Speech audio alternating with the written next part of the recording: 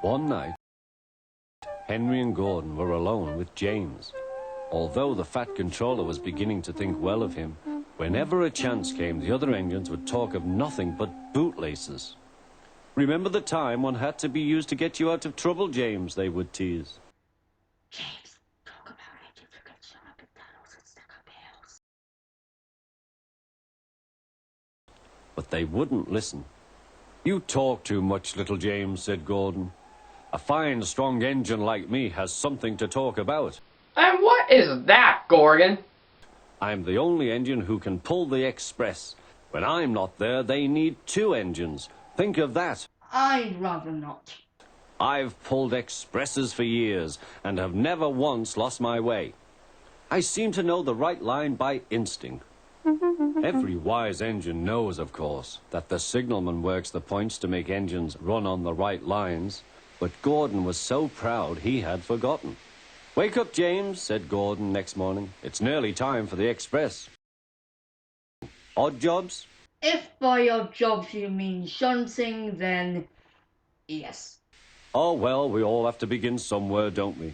Run along now and get my coaches. Don't be late. Good luck, Sam. Thanks, men. James went to get Gordon's coaches.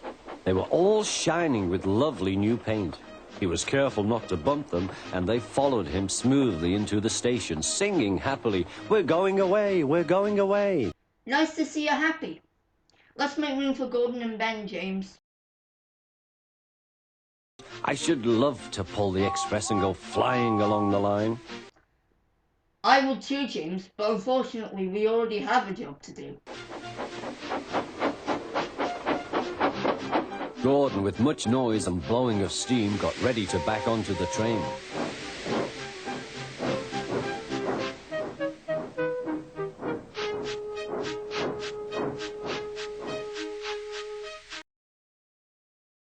The Fat Controller was on the train with other important people, and as soon as they heard the guard's whistle, Gordon started. We're starting. We're starting. Look at me now, he puffed, and the coaches glided after him. Poop, poop, poop, poop, poop. Goodbye, little James. See you tomorrow. They're going, and they're gone. All right, James, let's get back to work.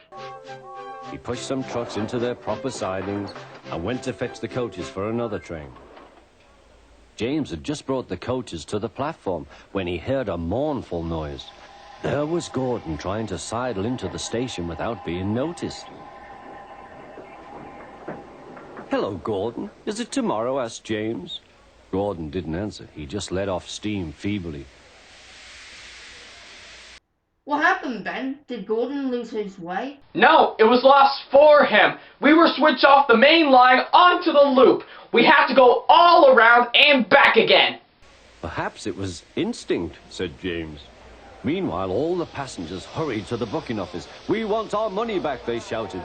But the Fat Controller climbed on a trolley and blew the guard's whistle, so loudly that they all stopped to look at him. Then he promised them a new train at once. "Gordon can't do it," he said. Yes, sir. We'll try, sir. And I'll come along to help.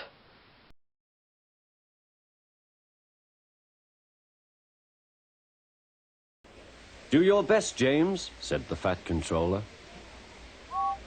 Come along, puffed James.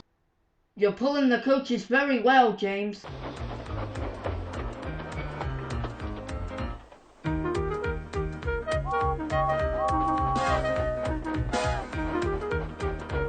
You're almost at the last station, James. Bridges and stations flashed by, the passengers cheered, and they soon reached the station.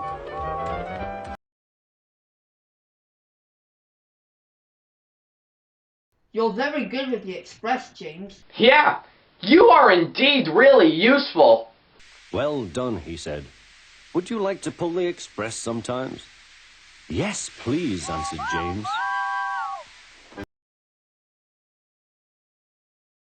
Hi, Gordon. How are you enjoying the shunting?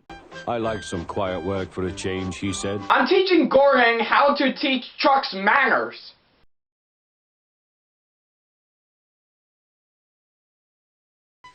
Good, we'll show them. And he gave his trucks a bump. James and Gordon are now good friends.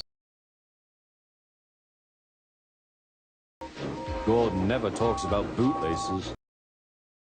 Quite agreed on the subject of trucks.